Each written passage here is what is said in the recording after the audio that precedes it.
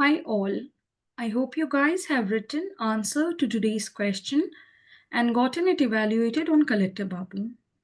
Let's not waste a lot of our time and start discussing question for today. Hopefully you guys have read today's question, and in case you guys have not written answers to it, please have a look at the question which is visible on your screen right now. And so I'll be giving you a few minutes to read the questions and then we can discuss the answer. Okay, so this is the question.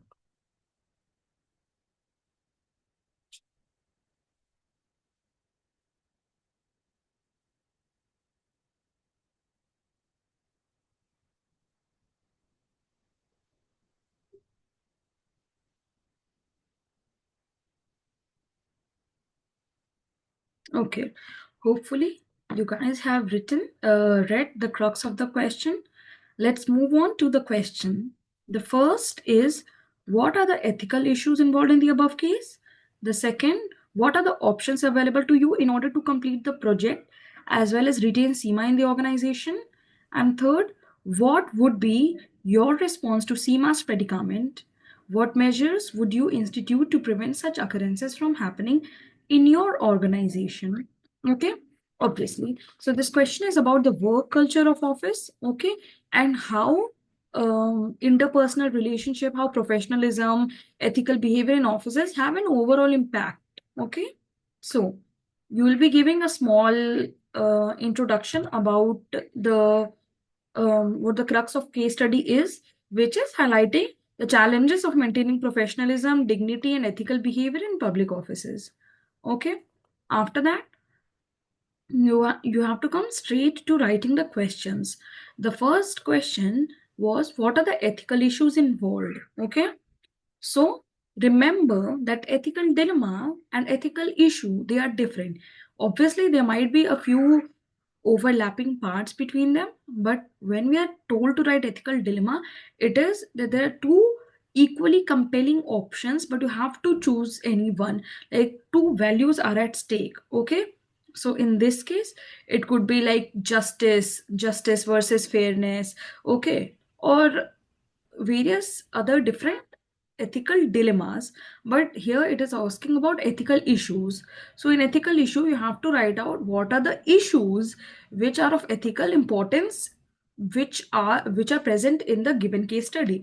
For example, toxic work culture is an ethical issue, erosion of professional dignity is another issue. Okay, so try to understand that. Here you will be writing, okay, ethical issues involved.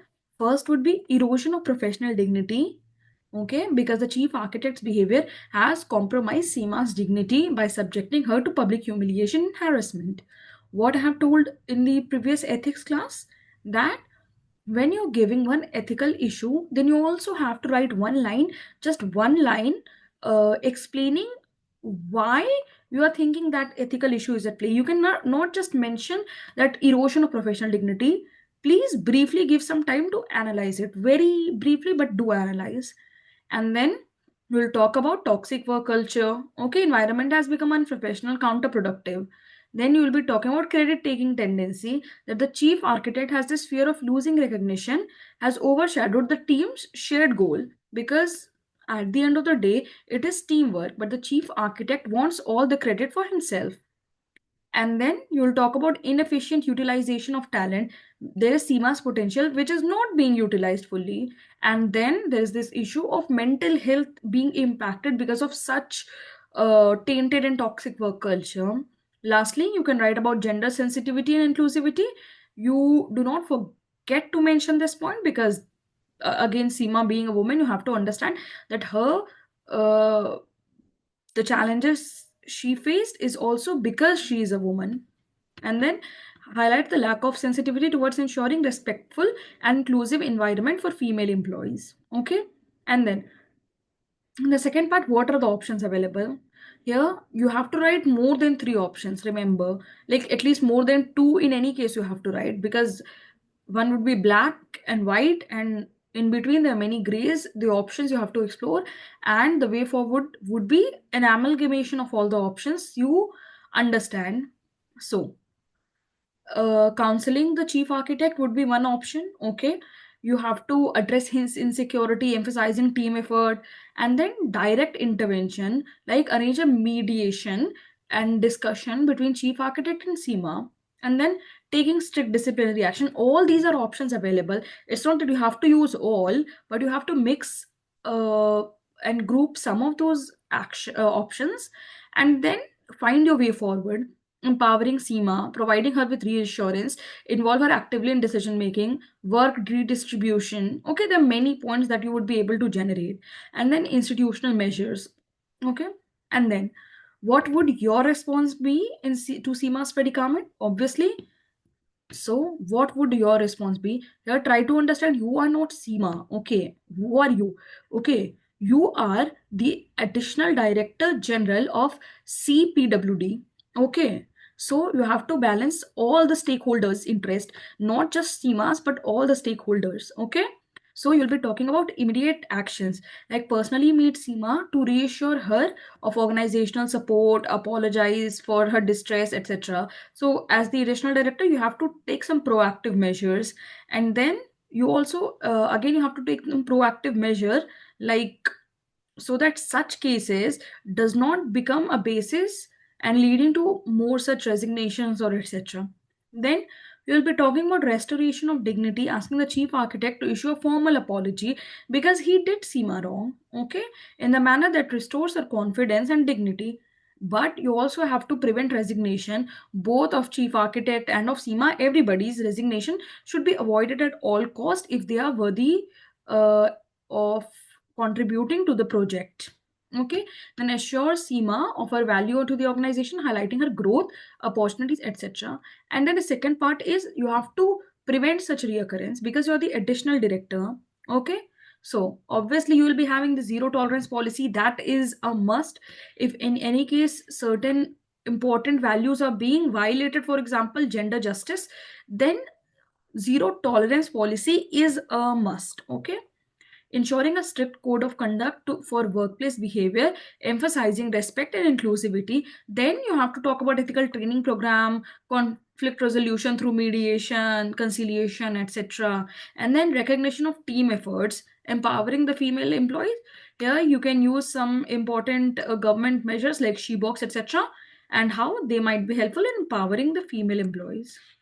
So this addresses the question, like talking about the mental health support, team building, and feedback, transparent feedback.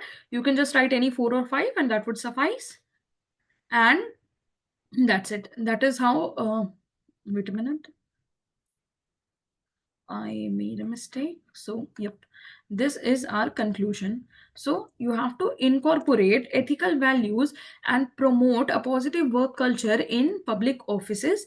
That is crucial for ensuring individual dignity and employee well being and organizational efficiency. So, you have to take out certain keywords on the work culture topic and you have to paste it here so that proper work culture is maintained, so that it values everybody's effort and becomes a place where the employees feel valued and the employees are motivated to work.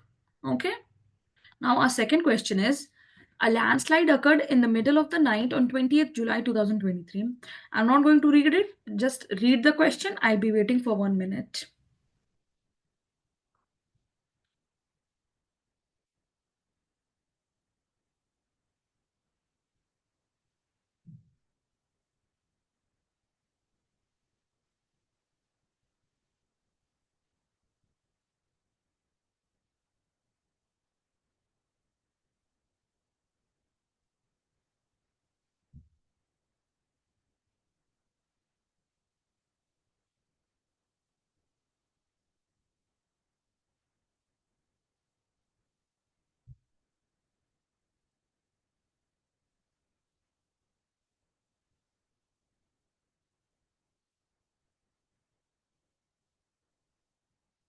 Okay.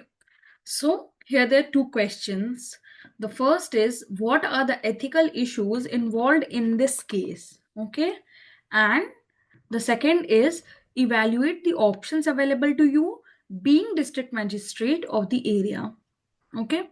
So, a small introduction, which is the given case study, highlight the ethical dilemma. of balancing procedural compliance with the moral obligation of saving life during emergency. It involves making decision that upholds professional ethics, justice, and accountability in a high pressure scenario. Okay, or you can give any other introduction. If you find any relevant quote, use it. No need to worry, but you have to write an introduction. And then the first question, which is what are the ethical issues involved in this case? Obviously, there is this procedural compliance, okay, versus this urgency. See, ethical dilemma and ethical issues are different, but obviously there are overlapping segments. You can either write it, you can either break it, like to ensure procedural compliance. In the second part, you can write there is this um, urgency to prioritize health and well-being of people. And then you can write like talking about non-maleficence, okay, that ensuring that you have to save women, her newborn, etc., as well as ensuring that no risk taking, certain risk taking procedures are taken place. So in this way, you can either break it or write it verses, but generally speaking, do not write verses. It's you can mix it, but if the term dilemma is given, then you have to write verses. If the term issue is given, then write in um, in this point format, talking about justice and fairness, okay, truthfulness and transparency, some of the ethical issues that are there, okay, ensuring that pregnant women receives the same emergency care and treatment as any other patient in a life threatening situation, because everybody is there. But then again, you have to balance it. The pregnant woman life is actually saving two lives, okay. You have to understand it in such a way, or how you have to ensure the resources that are available, okay. So leadership and decision making, etc. And then you have to write, okay, one would be follow protocol and do not allow transfusion, because obviously they're not wherewithal available. And if you engage in such process, it might be beneficial, but it might also be risk taking and might rob other people whose life could have been saved of their right to life. Here, we'll talk about follow protocol, do not allow transfusion. Okay, it would uphold legal compliance and avoid any procedural violation. But then it would be like it would fail the beneficence, the principle of beneficence, and also it would risk the lives of women and her unborn child, because even they should be entitled to the same care as anybody else. It's not in any way their fault that the wherewithal is not available, okay. And then talking about medical allowing emergency transfusion, what will do this do? Obviously it will derail the uh, procedure established, the SOP, okay. And then it would risk non-maleficence if the blood is not properly tested, because nobody knows, right? It needs to be tested. And then it would save life, fulfill the duty of care and beneficence, okay. Rush the patient to the nearest hospital, ensures blood transfusion is done under proper medical facility. That would be merit, and demerit, it would delay the treatment, it would risk both lives, okay.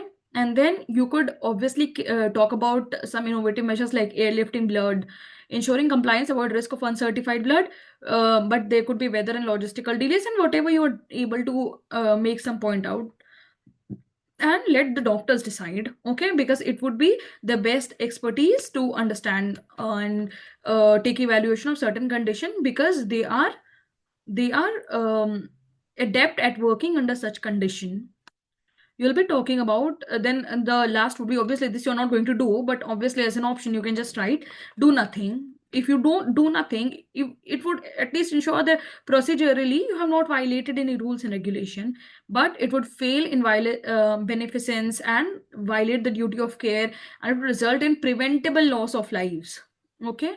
Then at the end you can just write, after evaluating the options against key critical principle, beneficence, non-maleficence, justice, accountability, as the district magistrate, you would responsibly order the emergency blood transfusion. See, this is my take. You can do any other thing. You have all the above option. You can use you can choose whatever you like, and you have to just justify why you are doing that, because you might not allow emergency blood transfusion, and you might wait for blood to be airlifted, or wait for how to be shifted to the nearest hospital, or whatever your reasoning be. Okay, so that you're not carried away by your emotions. Okay, you have to evaluate whatever your point is. This decision would prioritize saving life of women and her child, while ensuring all possible precautions are taken to minimize harm. This approach would document the situation transparently, citing the extraordinary circumstances to justify the decision. It is purely my point. You can write whatever you feel free and write. By taking accountability for this choice, I uphold ethical and humanitarian duties as a district magistrate and demonstrating the leadership in a life-threatening crisis. Or you can just say that you would let doctors take the call because they are adept at doing this. And even that is a completely valid answer, but you have to explain why you are making that choice. Hopefully, whatever I just explained, it is clear. Please keep on writing, as we have only got some time left till the release of UPSC CSC 2025 form. And once it gets released, people just start rushing in the prelims mode. So howsoever little time you have for writing mains answer, please make the best use of that time, and all the best. Take care. Bye bye.